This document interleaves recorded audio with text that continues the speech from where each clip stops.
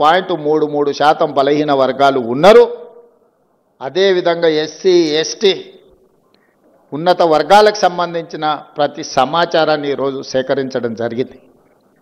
మిత్రులారా, ఆ లెక్కన ప్రాతిపదికన క్యాబినెట్లో తీర్మానం చేయడమే కాదు, శాసనసభలో చర్చ పెట్టి విద్యా ఉద్యోగ అవకాశాలలో 42% రిజర్వేషన్లు ఒక బిల్లు, స్థానిక సంస్థల్లో 42% ఇంకొక బిల్లు ఆమోదింపజేసి గవర్నర్ గారికి పంపిస్తే గవర్నర్ గారు అవి రాష్ట్రపతి గారికి పంపించారు రాష్ట్రపతి ఆమోదం కోసం.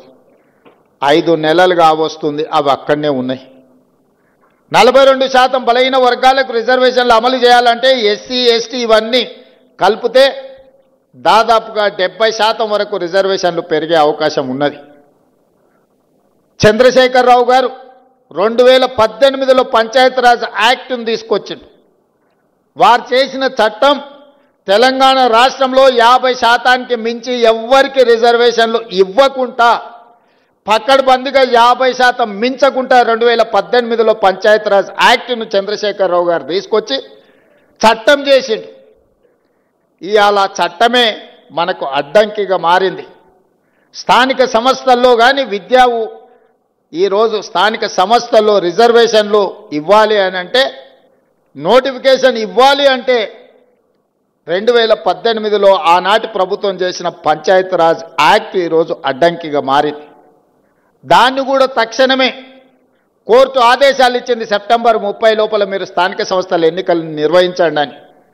మరి అత్యవసరంగా ఎన్నికల్లో నిర్వహించాలంటే ఈ చట్టం అడ్డంకిగా మారిందని, శాసనసభకు సమయం ఉందని మంత్రివర్గ సమావేశాన్ని ఏర్పాటు చేసి ఆర్డినెన్స్ తీసుకొచ్చి ఆ 50% అడ్డంకిని తొలగించండి అని ఆర్డినెన్స్ పాస్ చేసినాం.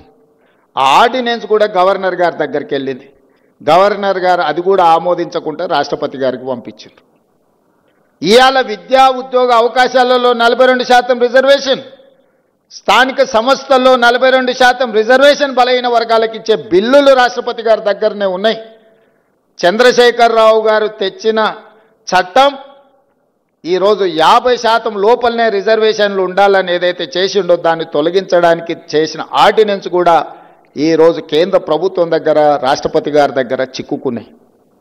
ఇవాళ మేము వాటి గురించి మాట్లాడి వాటి గురించి చర్చించి ఇక వీళ్ళు వినడం లేదు, వీళ్ళతోని కొట్లాడాల్సిందే అని ఢిల్లీ జంతర్ మంతర్ దగ్గర పెద్ద ఎత్తున ధర్నా చేసినాం. మొత్తం మంత్రివర్గము, పార్లమెంట్ సభ్యులు, శాసనమండలి సభ్యులు, శాసనసభ్యులు, సంఘాల నాయకులందరూ కూడా అక్కడికి వచ్చి వేలాది మంది రోజు మొత్తం ధర్నా చేస్తే దేశంలో వివిధ రాష్ట్రాలకు సంబంధించిన 100 మంది పార్లమెంట్ సభ్యులు, ముఖ్యంగా తమిళనాడు నుంచి, మహారాష్ట్ర నుంచి, బీహార్ నుంచి, ఉత్తరప్రదేశ్ నుంచి వివిధ రాష్ట్రాలకు సంబంధించిన పార్లమెంట్ సభ్యులు అందరూ కూడా మేము అండగా నిలబడతాం, మీ న్యాయమైన కోరిక సాధించడానికి మేము సహకరిస్తామని వాళ్ళందరూ కూడా అక్కడికి వచ్చి మనకు మద్దతు పలకడం జరిగింది. అయినా బీఆర్ఎస్ వాళ్ళు అక్కడికి రాలేదు, బీజేపీ వాళ్ళు అక్కడికి రాలేదు. నేను ఒకటే అడుగుతున్నది, కాంగ్రెస్ ధర్నా కాదు, కాంగ్రెస్కు లాభం చేకూర్చేది కాదు. బలహీన వర్గాలకు సంబంధించి బహుజనుల కోసం రిజర్వేషన్లను పెంచుదామని దేశంలో ఉండే అన్ని పక్షాలు అక్కడికి వచ్చి మద్దతు ఇచ్చినాయి. మరి బీజేపీ బీఆర్ఎస్ అక్కడికి రాలేదు, మద్దతు పలకలేదు అని అంటే మీరందరూ ఆలోచన చెయ్యండి అని చెప్పి మీకు విజ్ఞప్తి చేస్తున్నా. నేను ఆరోపణలు చేయదలుచుకోలే, నేను విమర్శించదలుచుకోలే, కానీ సమస్యను పరిష్కరించే శక్తి వాళ్ళ దగ్గరనే ఉంది. ఈరోజు అడ్డుపడుతున్నది కిషన్ రెడ్డి గారు, మోడీ గారు కాదా? ఈరోజు రాష్ట్రపతి దగ్గర చిక్కుకున్న విద్యా ఉద్యోగ అవకాశాలలో 42% రిజర్వేషన్, స్థానిక సంస్థల్లో ఇవ్వాల్సిన 42%